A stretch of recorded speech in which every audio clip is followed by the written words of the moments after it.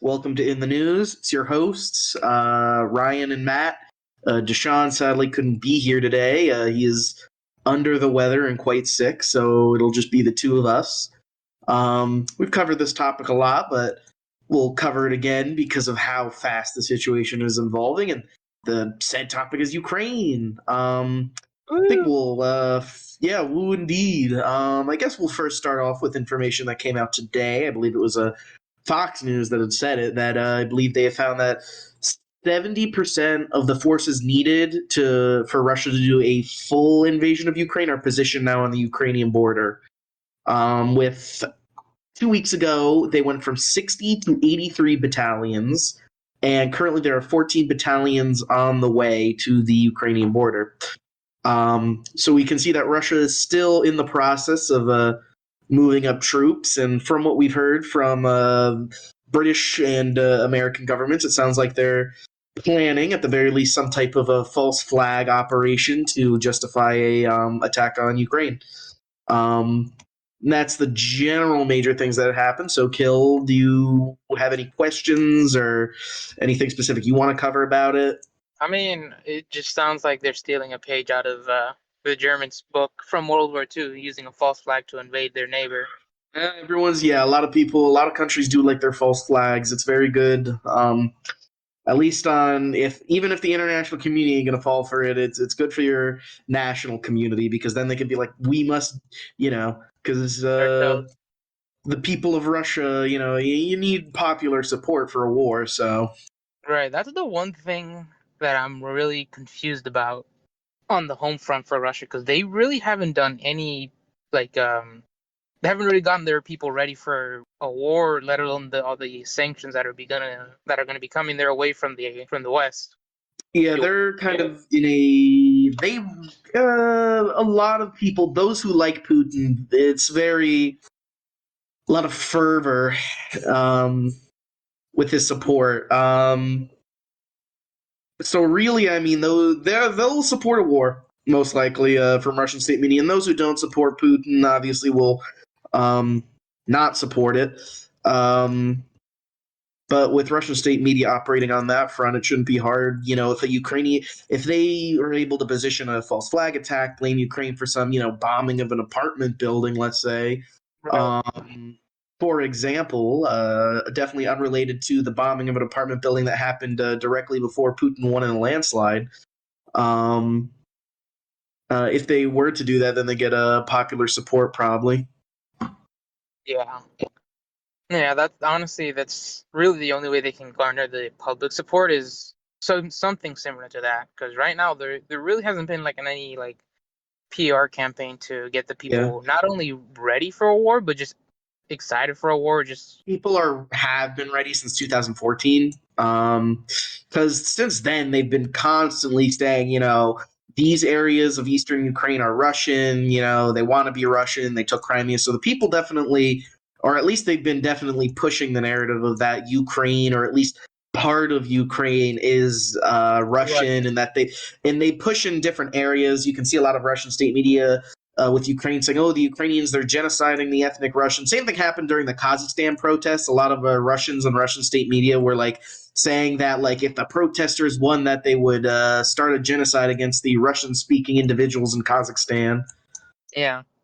Well, I know that, but I think there really isn't a sense they want war with Ukraine. All the things that I've seen, the Ukrainians that from the Russian side they're all saying what you say, but they're not really looking for a war with the country of Ukraine, because for them they see them as Russians. Well, that's the point brothers. of the false flag, right? I would say. Yeah, you're false right. flag. It was the Ukrainians, they're coming after us, guys. They're gonna kill all the Russians. Right. And then, most likely scenario, Russia's going to take the east and kind of southwest portions of Ukraine with the higher Russian-speaking population. On the rest of Ukraine, they're going to put a Russophilic government in power.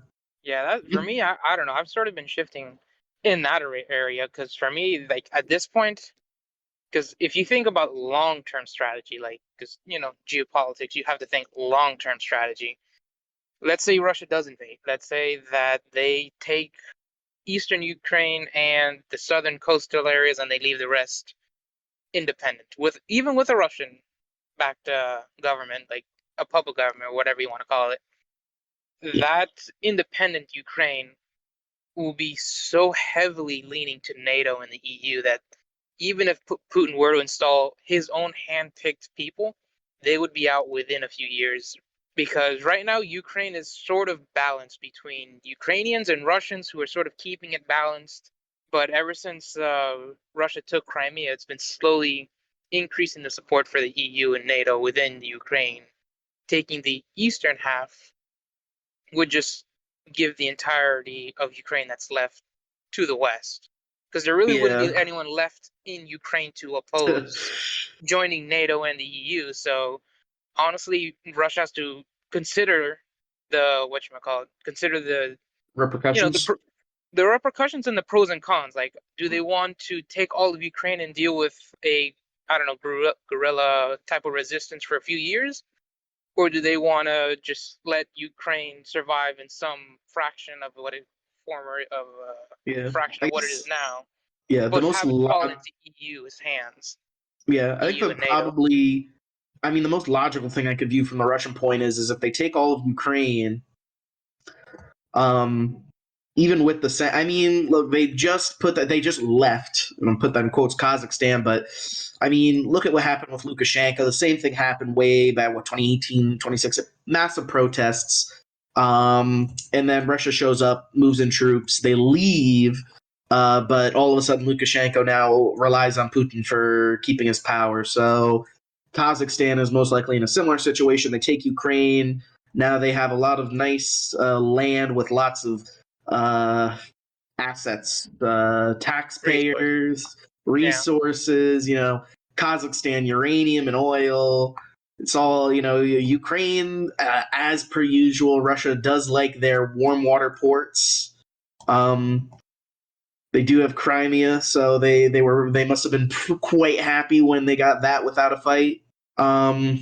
So overall, and then once again, we're gonna reference back to Lukashenko's earlier speech saying that this is the year that Russia, Ukraine, Kazakhstan, Belarus will unite, form a union. If he was grandstanding or actually saying spitting out some sort of actual plan for them, we may not know till later. But is it possible that Putin may be trying to bring back some semblance of either the Russian Empire or the Soviet Union? I mean, maybe. Former KGB agent, although he does have much closer ties with the Orthodox Church than Soviet Russia. So, I mean, I wouldn't say it's surprising, especially with Russia positioning themselves in some areas around Swedish and Finnish territory as well. Some of the, I believe, Åland Islands in Sweden. They've definitely been looking at as well. So, is it possible that Russia does want to make a move territory while the government, the U.S. government and NATO are in a situation where the leaders aren't in the position to interfere or just don't want to?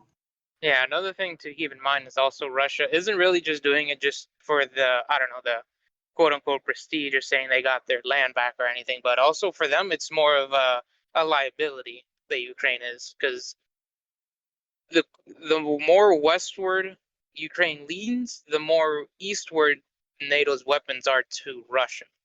Yeah, I think that's one of their other large, at least what they've voiced is their security concerns that they have been claiming that the U.S. have positioned missile systems Right. Because I know within what you call it. Ukraine. The Dnieper is really one of the very few natural barriers in there, so that's why it's been such a Yeah. popular. Well, even then, if they move through Belarus, I mean, the Dnieper is not going to pose much of a problem because they can just go through Belarus around it. Because Right. there is evidence that Russian battalions and Russian equipment are in Belarus. Only about, I think last time I checked, maybe 40 kilometers from the border, maybe even closer. I believe actually earlier, right before this, General Mark Milley, right, Joint Chiefs of Staff, said that if Russia launches an invasion of Ukraine, they would reach Kiev in 72 hours. Oh, he thinks it'll take that long? I guess that's what he's saying. 72 hours? Probably. I mean, I mean, maybe. the Ukrainians are armed. They're definitely a different military from what they were way back in 2014 when they well armed, well trained. I think a lot of people are trying to draw comparisons to like Afghanistan where they think they're just going to surrender. I would disagree. I think the Ukrainians are much more their units, not only their actual military but the militia units, very very fervorous, very nationalistic, and I would say from what I hear and what I've seen, very ready and willing to fight the Russians as much as they can. And even if the government falls, those militia units may go into guerrilla warfare. Yeah, I could see that happening. Because right now, the way it stands is, if I'm going to be honest, Ukraine has virtually no chance to win this war. Like, has no chance. Russia Yeah, it would be whatever Russia unlikely. wants to do, they're going to do it. The only thing Russia has to worry about is the West and how they're going to respond. Ukraine is honestly the least of their worries right now.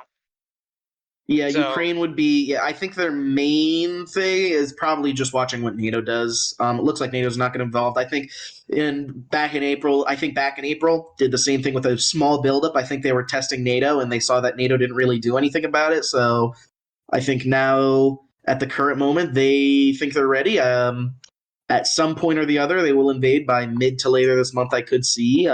Some people are speculating that they're waiting for the Olympics to end. It's very possible. it could be.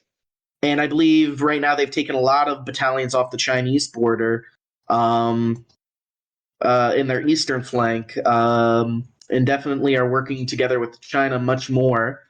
So I think the Russian and the Chinese are getting together now to fight a mutual adversary.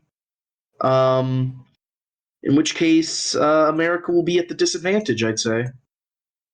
Yeah, that's going to be really interesting to see what China does in the next few days, because from what I heard, it sounds like Putin has supported China's intentions of taking Taiwan or something along those lines. I don't know if it was exactly those words. Yeah, they are around the same lines. I don't know. Like, could we say? I think it's possible that they might try to take them at the same time. I don't know if they would. Taiwan is a very different situation than Ukraine. Obviously, they I would say are much in a better position than Ukraine in terms of defensibility, seeing as they're an island. Right. Another thing too is unlike Ukraine, there's like treaties and papers and documents and laws that are in the books that the U.S. will come to Taiwan's aid. Japan will come, South Korea. Yeah, so it'll be different. Yeah, it'll be different than Ukraine. So I don't know if they're working together on that front or if Russia will just go in. I think China right now, they really do like the Olympics. China loves their national image and they love their public image. They're obsessed with it, obviously. If you look at anything, any type of media, Disney accidentally says one thing, bam. The famous Bing Chilling clip of John Cena and his Bing Chilling is eaten after he accidentally said Taiwan was a country. That's a big no-no. China loves their national image. Right now, I think they're just concerned with the Olympics. They are spending so much money. The amount of fake snow they're pumping out, I believe, is as many gallons for I believe it was 100 million people's one day worth of drinking water for 100 million people is how much they've used to create the snow, just the snow for the Winter Olympics so far. Wow, that's insane. We're getting on a tangent, but I just want to. I think we could cover this as well. Or do you want to do Olympics in a separate video? We'll cover that. Yeah, we'll cover that. But back to Ukraine. That's really anything else you want to say? I mean, I think the whole idea of China and Russia sort of taking on essentially the whole West at the same time, while it is understandable, like Russia's main enemy right now is more the EU than the United States. Like, taking Ukraine will just antagonize the EU more than the United States. I think the EU's dependent right now. Well, at least Germany is dependent on Russian oil. The EU, Honestly, relatively weak comparatively to the U.S. In terms of I would say the EU's military is just the French. The French Yeah. have the strongest military in the EU ever since obviously Britain left, and overall the EU has been relying on America for a long, long time Oh for yeah. security. And Uh, now the chickens are coming to roost. So yes, we'll see how that goes. We'll need to cover that in a different. I would like to cover, and we'll say this here, Oh yeah. like a different video on EU dependence and also the EU social programs that they're only really able to afford because we put the bill on security. Yes. Yeah. Oh yeah. We definitely got to do a video on that. But Because other the than EU's that, a bad date. Other than that, I don't really have anything to add on Ukraine's front, unless you want to throw in any last bit of details here.